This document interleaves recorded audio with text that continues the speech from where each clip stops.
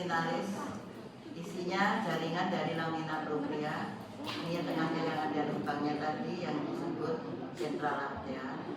Epitelnya lihat, epitelnya itu ada yang disebut sel absorptif atau sel enterosit yang mengabsorpsi sari-sari makanan. Ada juga yang pucat-pucat itu adalah sel goblet, nanti akan saya tunjukkan lanjut. Ini pili yang terpotong membusuk, kadang pili bisa terpotong melintang seperti ini. Ini melintang, ini juga ada yang melintang. Lubangnya sentral arteria. Ini yang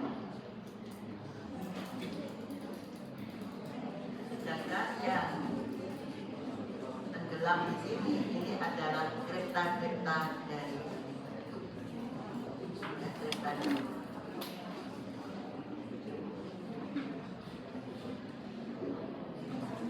Pada sediaan ini kita hanya melihat adanya satu kelenjar saja, ialah kripta dari berikut, tidak tampak adanya kelenjar bundar di sini.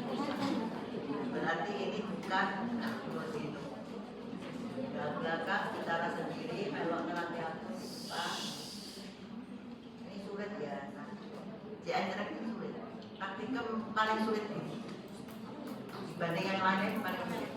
Bayangkan, Anda usus paru saja ada 3. Lambung ada berapa? Usus halus itu ada berapa? Usus besar ada berapa? Strukturnya hampir mirip.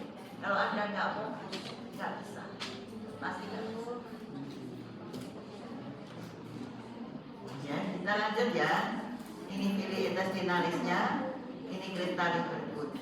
Suatu sediaan kalau punya pili intestinalis berarti itu usus halus, bukan usus besar.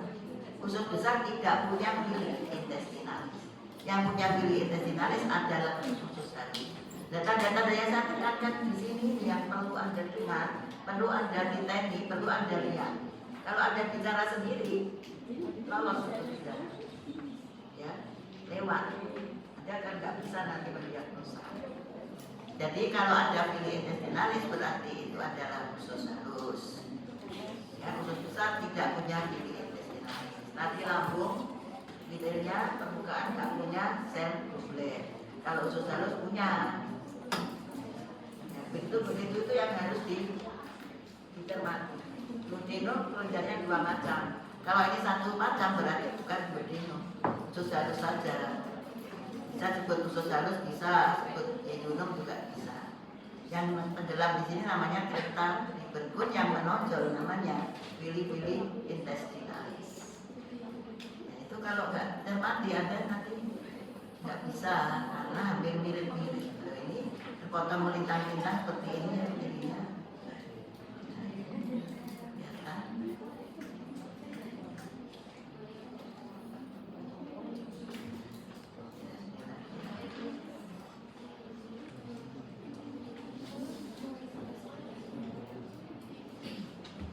Kemudian ada tonjolan besar, tonjolan semuanya gede ini adalah plika Kettering.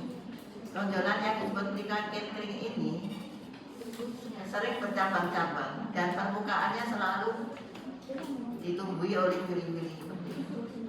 Bedanya dengan plika semilunaris di kolon, tidak ada wili.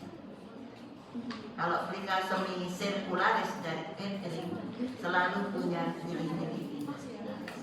Nah, itu juga tanda-tanda yang saya tekankan di sini yang lebih penting untuk membedakan dari masing-masing bagian daripada ratus mililiter tadi. Jadi yang menonjol adalah dari yang tenggelam di sini adalah kripta dari Lieberkühn.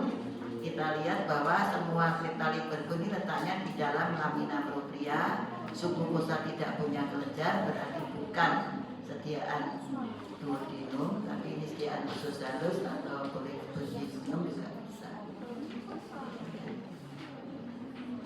Jadi ini ya menonjol ini adalah plika Kettering. Jadi apa saya besarkan dulu untuk melihat selnya.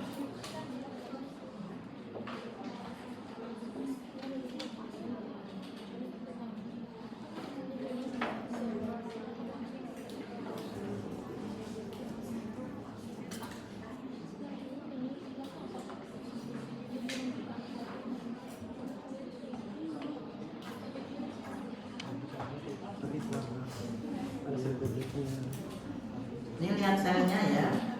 Ada yang silindris tinggi. Yang silindris tinggi ini punya mikrofili yang disebut striated border, yang tingginya sama sehingga memberi kesan seperti garis double atau bayang-bayang. Jadi garis double atau bayang-bayangnya ini disebut striated border. Hanya dipunyai oleh sel absorptif saja. Tidak ada di sel goblet, tidak ada.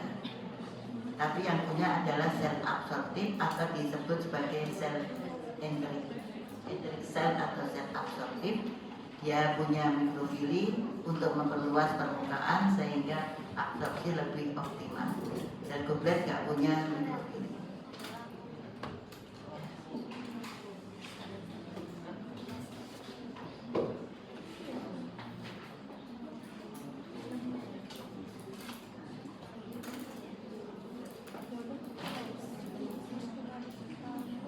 Ini pada kereta-kereta Lieberkühn juga kita temukan bermacam-macam sel.